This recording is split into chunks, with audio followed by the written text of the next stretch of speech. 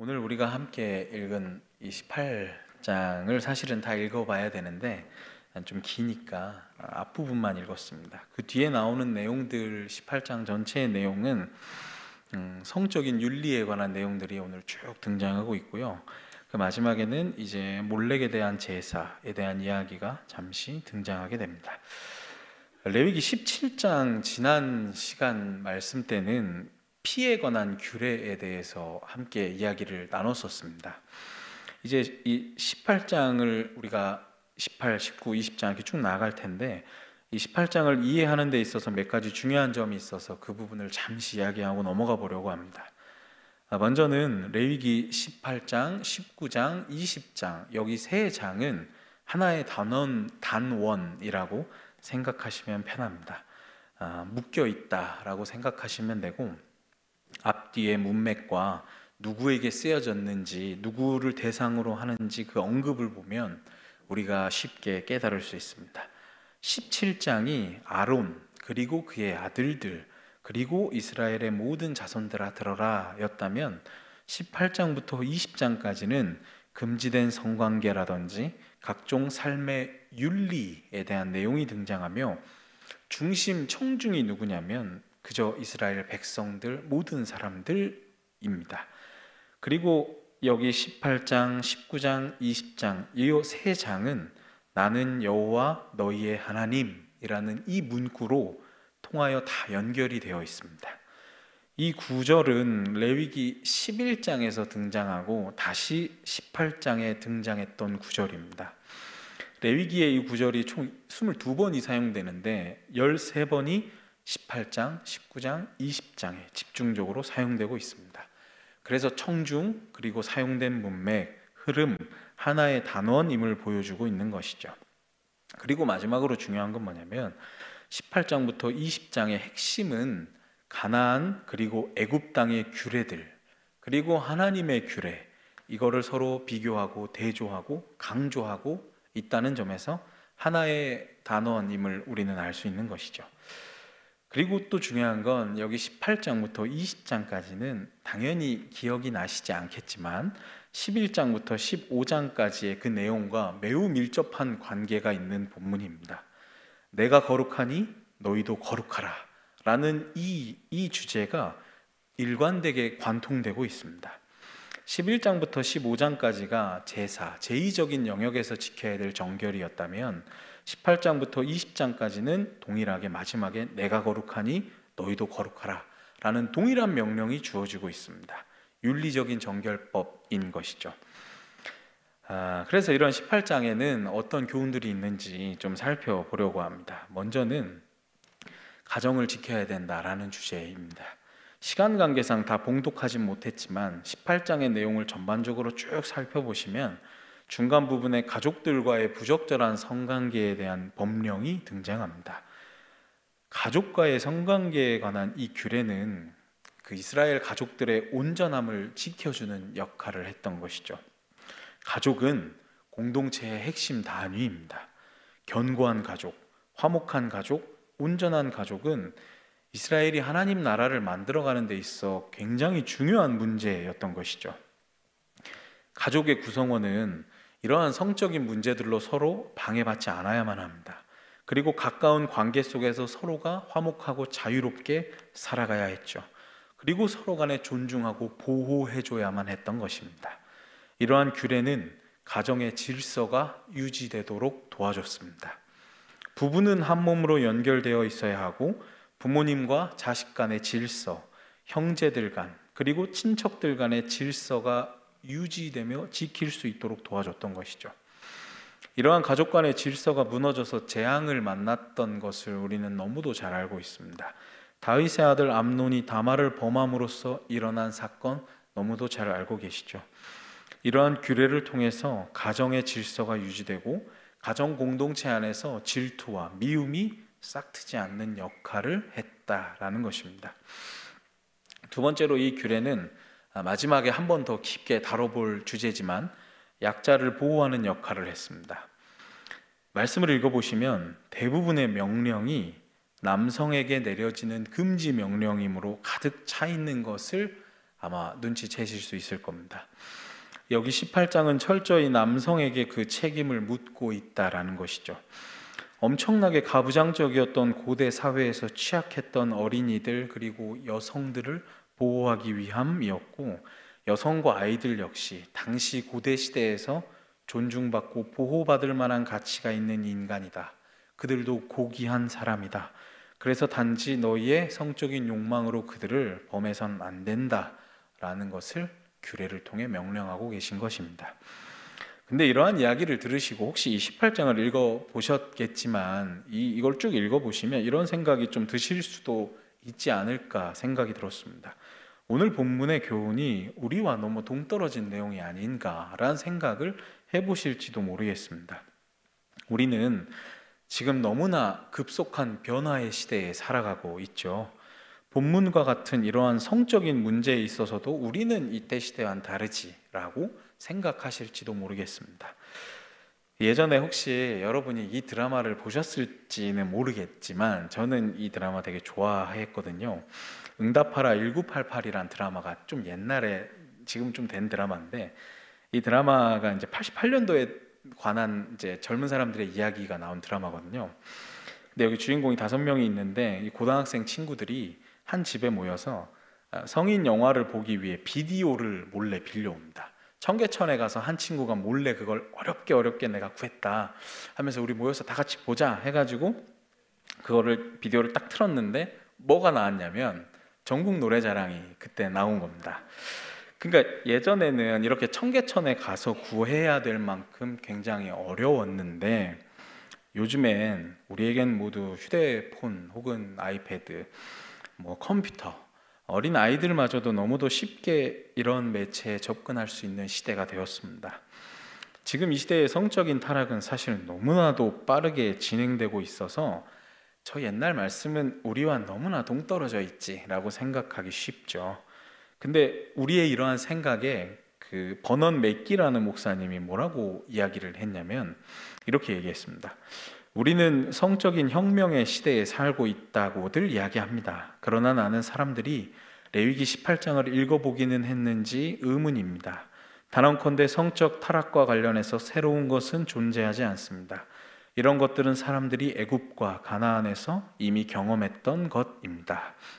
이렇게 지적을 하셨습니다. 현대인들은 마치 우리가 역사상 처음으로 가장 성에 있어서 깨어있는 시대에 살고 있는 것으로 착각합니다마는 그것은 아니라는 얘기죠. 전도서에서도 이렇게 이야기합니다. 1장 9절에서 10절을 보면 이미 있던 것이 후에 다시 있겠고 이미 한 일을 후에 다시 할지라 해 아래 새 것이 없나니 무엇을 가리켜 이르기를 보라 이것이 새 것이라 할 것이 있으랴 우리가 있기 오래전 세대들에도 이미 있었느니라. 이런 구절이 있죠. 이런 면에서 우리는 이러한 본문과 교훈을 다시 한번 새겨보면서 지나온 시대 그리고 앞으로 다가올 시대에 끼어있는 존재임을 깨달아 교만하지 않고 가정을 사랑하고 육체적으로 정신적으로 성결함을 추구하며 나아가야 될 줄로 믿습니다. 두 번째는요, 메인 주제였던 성윤리를 잠시 벗어나서 다른 중요한 교훈을 찾아보자면 하나님의 주권에 관한 문제입니다. 2절을 다시 한번 보시면 너는 이스라엘 자손에게 말하여 이르라 나는 여호와 너희의 하나님이니라 라고 말씀하십니다. 하나님께서는 2절 그리고 4절, 5절, 6절, 30절에서도 말씀하시죠. 내가 주 너희의 하나님이다. 내가 주 너희의 하나님이다 라고 거듭거듭 강조하셔서 말씀하고 계십니다. 근데 이 말씀은 사실 출애굽기 20장 2절과도 연관이 있는 구절입니다. 출애굽기를 보면 나는 너를 애굽 땅 종 되었던 집에서 인도하여 낸 내 하나님 여호와니라 연관되어 있는 구절. 이 말씀은 하나님 나라 백성들은 누구인가, 그들의 정체성에 대해서 가장 중요한 성경적인 주장을 하고 있는 구절이었습니다. 우리는 하나님에 의하여 구원을 받은 하나님의 백성들이죠. 그러므로 이 점을 인정할 때 우리는 우리 삶의 주권이 누구에게 있는지, 우리 삶의 주인이 누구인지를 분명하게 알 수 있는 것입니다. 하나님을 믿는 모든 성도들은 우리가 자신이 삶의 주인이 아니라 하나님께서 주인이다 라는 사실을 알아야만 하는 것입니다. 오직 그리고 하나님만이 선과 악을 규정지으시는 분이시다라는 것, 하나님께서 유일한 기준이 되신다. 우리의 기준은 언제나 하나님의 말씀이다 라는 것을 기억하며 나아가야 됩니다. 그리고 3절을 이제 보시면 너희는 너희가 거주하던 애굽 땅의 풍속을 따르지 말며 내가 너희를 인도할 가나안 땅의 풍속과 규례도 행하지 말고 라고 말씀하고 있습니다. 18장부터 20장까지가 하나로 묶여 있다라고 서두에 말씀을 드렸습니다. 하나로 묶여서 하나님의 규례와 법도의 내용이 무엇인지, 이스라엘이 절대로 하지 말아야 될 이방의 풍속과 규례가 무엇인지 서로 대조, 대비시키고 제시하고 있는 것이죠. 그래서 이러한 이 글의 짜임새를 보면 여호와를 하나님으로 섬기며 살아간다라는 것은 어느 풍속을 따르고 어느 규례를 따를 것인지 결정하는 양자택일의 문제임을 명확하게 보여주고 있습니다.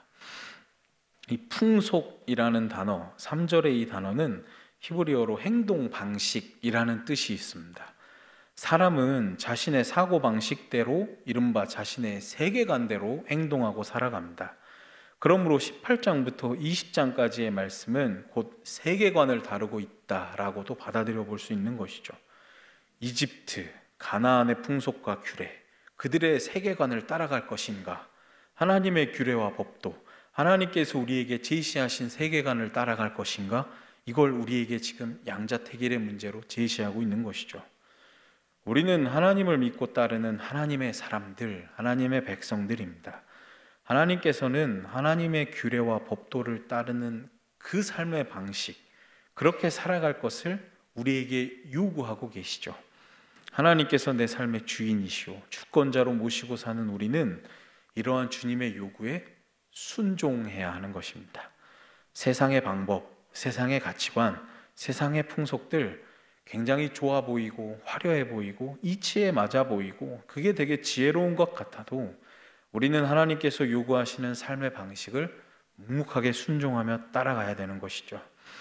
지난번에 말씀드린 것과 같이 하나님을 주인으로 모시고 살아가는 사람은 하나님의 결정을 따라가야 됩니다. 하나님께서 원하시는 방식대로 하나님을 섬겨야 한다라는 이야기입니다. 근데 이런 걸 생각해 봤을 때 우리에게 굉장히 억압과도 같고 불이익을 주는 것 같고 멍해와 같을지도 모르겠습니다. 하나님의 백성으로 살아가는 게 사실 다 그렇죠.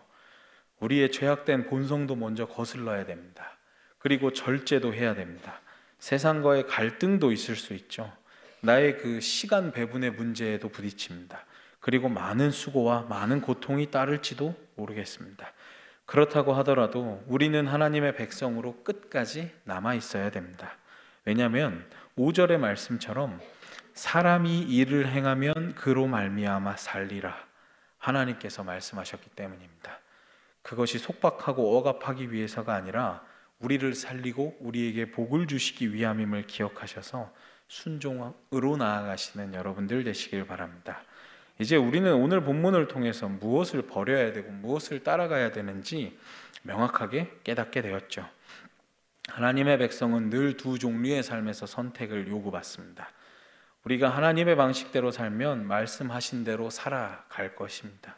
그렇지 않다면 우리가 어느 곳에 있든지 주님께 토함을 받게 될 것입니다. 그래서 우리는 순간순간마다 현명한 선택을 하며 살아가야 되는 것이죠. 신앙이라는 것이 어떠한 막연한 무엇인가가 아니라 바른 선택을 해야 되는 것임을 기억하시기를 바랍니다. 마지막 이야기 하나만 좀 하고 마치려고 하는데요. 지난 시간 레위기 설교를 혹시 기억하실지 모르겠지만 아마 제가 이 이야기를 하면 이렇게 기억하실지도 모르겠습니다. 지난번에 제가 그 순댓국과 선짓국을 이제 우리 자유롭게 먹자 이 얘기를 제가 했었거든요. 그러면 설교를 좀 비판적이고 깊게 들으시는 분들은 이런 생각을 하실 수도 있을 것 같습니다. 제가 이 설교를 준비하며 왜냐하면 지난 부분과 비교해서 모순에 빠지게 됐거든요. 지난번 말씀에서는 이 규례가 이제는 우리에게 자유한 것이고 제한이 없어서 마음껏 순댓국과 선짓국을 먹자 그랬는데 오늘 다시 돌아와서 주님의 규례를 선택해서 이걸 지켜야 된다라고 말하네. 이것은 서로 모순될 수도 있지 않나 라는 생각이, 그런 의문이 들 수도 있겠다라는 생각이 들었던 것이죠. 그래서 이 말씀에 대해서 좀만 더 깊게 묵상한 이야기를 잠시 나누고 마치려고 하는데요. 11장부터 15장까지 그리고 18장부터 20장 이 두 단락은 매우 밀접한 관계가 있다라고 말씀을 되게 여러 번 드렸습니다. 하나님이 거룩하시니 너희도 거룩해야 된다라는 이 명령을 공통적으로 공유하고 있다라고 말씀드렸죠. 이러한 이해 위에서라면 11장에선 동물의 정함과 부정에 대한 이야기가 나왔었습니다. 그리고 금지된 성관계를 다루는 18장 그리고 20장은 사실은 다른 내용 같지만 동일한 취지를 이야기하고 있다라는 것이죠. 규례와 목표는 하나님께서 불러내신 그 백성이 스스로를 더럽게 하지 않는 데 그 목적이 있다라는 겁니다. 그래서 스스로를 구별하고 거룩하게 존재하도록 이끄는 역할을 한다라는 것이죠. 그래서 18장, 19장, 20장은 구별 그리고 경계로 표현된 거룩이라고 한번 제목을 지어볼 수도 있을 것 같습니다. 동물의 정함과 부정을 이야기했을 때도 사실은 그 판단에 있어서 동물이 사는 영역, 그 고유한 특징을 가지고 있다는 게 굉장히 중요했습니다. 사람 간의 성관계에 있어서도 각 사람만의 고유한 영역이 있고 그에 합당한 규칙을 지키는 것이 중요하다라는 걸 강조하고 있는 것이죠. 오늘날 우리가 보기에는 11장과 18장이 완전히 다른 차원의 이야기를 하고 있다라고 생각할 수도 있지만 고대 이스라엘에서 이 두 영역은 동일한 원리를 관통하고 있는 것입니다. 그래서 어느 영역을 생각해 봤을 때 어느 본문은 우리에게 오늘날에도 해당되고 어느 것은 이건 아니야, 이건 해당되지 않아 라고 말하는 것은 사실 옳지는 않다라는 이야기죠. 그래서 오늘 본문을 이해해 볼 때 우리는 한번 경계로 한번 이해를 해보자는 겁니다. 경계로. 그래서 사람은 자신의 아버지 쪽의 여성, 어머니 쪽의 여성, 자신의 형제와 아들에 속한 여성을 취해서는 안 되는 겁니다. 그 여성들은 나의 경계 안에 들어와 있는 사람들이 아니기 때문이죠. 내게 속하지 않았고 다른 사람의 경계에 있는 사람들이기 때문입니다. 그리고 동성 간의 성관계도, 동물과의 관계도, 그리고 이후에 등장하겠지만 다른 재료로 섞어서 짠 옷, 다른 동물 간의 이종교배, 한 밭에 두 가지 씨 뿌리기, 두 가축을 하나의 멍에로 씌우기, 이러한 규례들 역시 경계의 개념에서 이제 이해해 보셔야 되는 겁니다. 근데 그렇다면 고민이 드는 것이죠. 그러면 고대 이스라엘의 그 경계와 우리 현재 오늘을 살아가는 우리 시대의 경계가 동일한 것인가? 이런 의문이 드셔야 됩니다. 이 질서가 우리 시대에도 지금 일치하는가에 대한 고민은 한 번 정도 필요하다라는 것이죠. 경계와 질서가 만약에 고대 시대와 우리가 다르다면 이 말씀을 우리는 어떻게 받아들여야 되는가? 이러한 의문이 든다라는 것이죠. 많은 사람들이 사실은 너무도 당연한 것처럼 레위기를 비롯한 고대 이스라엘의 경계와 질서를 지금 현재 시대 우리 시대에 그대로 적용하고는 합니다. 근데 잘 생각해 보면 오늘날 우리 시대에 남녀의 옷을 바꿔 입는 것은 그렇게 큰 문제가 되지는 않습니다. 제가 가끔 입는 바바리 코트도 사실 저희 아내 거거든요. 그리고 한밭에 두 종류의 씨를 뿌리는 것도 마찬가지죠. 저희 장모님이 몇 해 전까지는 밭을 일구셨습니다만 거기에 파와 마늘을 함께 뿌리셨으니까 더 이상 이런 건 우리 시대의 경계를 넘는 것은 아닙니다. 그리고 이 당시에는 너무나도 확고하고 중요했던 가부장제가 이제는 날로 설득력을 잃어가는 시대에 우리는 살아가고 있죠. 근데 분명한 건 레위기가 우리에게 알려주는 이 경계와 말씀과 진리는 오늘날에도 우리가 너무도 소중하게 간직하고 또 지켜야 되고 우리가 꼭 품고 있어야 될 본질적인 가르침인 것은 분명합니다. 근데 우리는 좀 더 깊게 묵상해서 하나님께서 이 말씀을 주신 이유가 무엇일까? 하나님의 마음을 한번 살펴볼 필요는 있다라는 것이죠. 예수님의 모습을 보면 우리가 이걸 깨달을 수 있습니다. 예수님께서는 그 당시 시대에 유대인, 대제사장, 바리새인, 서기관들이 그어놓았던 경계를 완벽하게 훌쩍 넘어가 버리셨던 분이셨습니다. 바울은 또 어떻습니까? 유대인과 이방인, 주인과 종, 남자와 여자 모두 하나야 라고 했던 이 바울의 선언은 당시 그 시대에서는 절대로 넘지 못할 선, 넘어가서는 안 되는 경계였습니다. 이걸 완벽하게 무너뜨렸죠. 그러니까 무엇을 이야기하고 싶었냐면, 레위기가 이야기하고 있는 이 경계는 하나님 백성의 구별된 삶에 대해 이야기하고 있다, 거기에 의도가 있다라는 이야기입니다.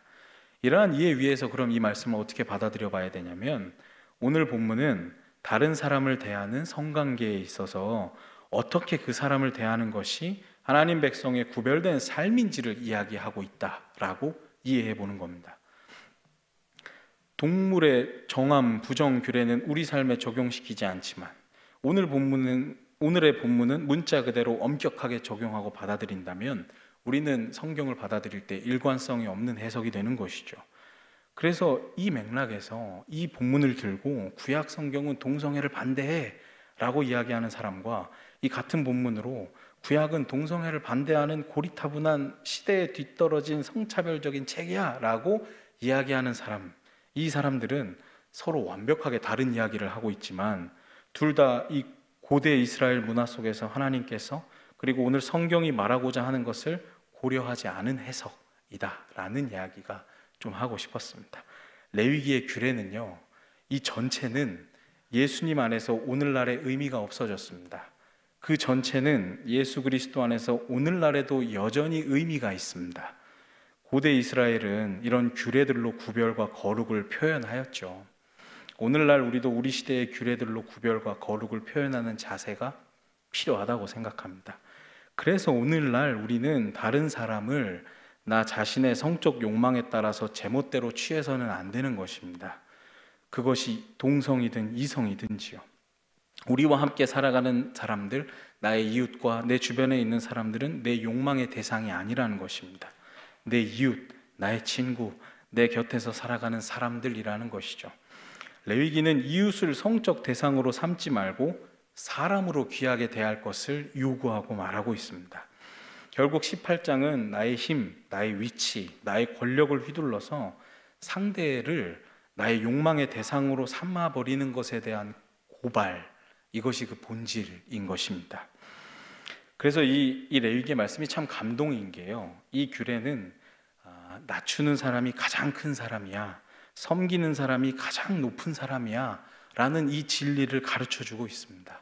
그래서 이 말씀과 규례야말로 하나님께서 가증하다며 따라가지 말라고 했던 이집트와 가나안의 풍속을 완벽하게 뒤집고 있는 말씀인 것이죠. 쭉 읽어보시면 문란한 성행위, 짐승과의 더러운 관계, 몰렉에 대한 자녀를 바치는 인신공양제도, 이것은 인간이 욕심, 욕망, 이거를 이루기 위해서는 뭐든지 한다라는 것을 우리에게 보여주고 있습니다. 내 욕심과 욕망을 위해서라면 가족이라도 범하는 사람들, 짐승이라도 범하는 사람들, 심지어 몰렉이라는 신이 나의 욕망을 채워준다면 그 몰렉에게 나의 자식까지도 바치는 그 사람들은 욕망이 신이 되어버린 사람들, 레위기는 오늘 그것을 고발하고 있는 것입니다. 참된 신앙, 참된 경건함은 어마어마한 제사와 예물에 있는 것은 아닙니다. 그들을 불러내신 하나님의 성품, 그리고 하나님의 행하심을 알고 담고자 하는 것, 그리고 주님이 제시하신 그 길을 따라가며 걸어가는 것입니다. 세상의 풍속을 따라가지 않고 하나님께서 알려주신 규례와 법도를 따라가는 것입니다. 몰렉과 바알은 사실 둘 다 단어적으로 주님이라는 뜻, 왕이란 뜻이 있습니다. 그래서 주여 주여라고 말한다고 해서 하나님을 기쁘시게 할 수 없음도 깨달으셔야 됩니다. 마태복음 7장 21절에 예수님께서 나더러 주여 주여 하는 자마다 다 천국에 들어갈 것이 아니요 다만 하늘에 계신 내 아버지의 뜻대로 행하는 자라야 들어가리라 라고 말씀하셨기 때문입니다. 이스라엘 사람들 그리고 우리 그리스도인들은 하나님을 주님, 우리의 왕으로 고백하는 사람들입니다. 하나님의 주되심과 왕되심은 무엇으로 드러나겠습니까? 하나님께서 명하신 규례와 가르치신 법도를 통해서 나타납니다. 이제 하나님께서 우리에게 명령하신 그 규례와 법도 안에 주님의 마음을 헤아리시고 그 법도를 잘 지키시면서 우리 삶에서 하나님의 왕되심이 드러나시기를, 하나님께서 주되심이 우리 삶으로 드러나게 되시는 저 여러분들 되시기를 소망합니다.